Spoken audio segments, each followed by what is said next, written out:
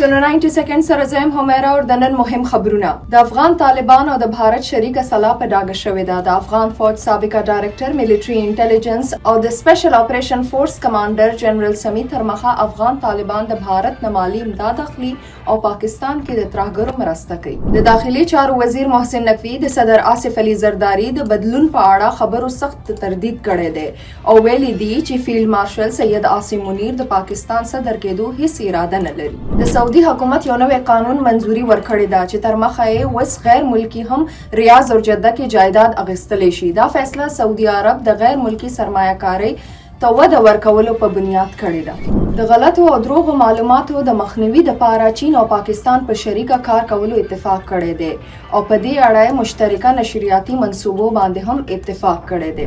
اقوام متحده یو ریپورت کې انکشاف شوی دی چې عالمي معیشت کې بلوي کچ تبدیلی راغلی ده چې تر مخه یې وس روایتي سرمایه کاری په ځای سرمایه کارو توجه سافټویر ډیټا مصنوعي ذهانت په شان نور غیر روایتي اساسو باندې ده. خیبر پختونخوا حکومت مالی کال 2015 تر 16 ترقیاتی بجټ کې 60% جاری کولو فیصله کړې ده.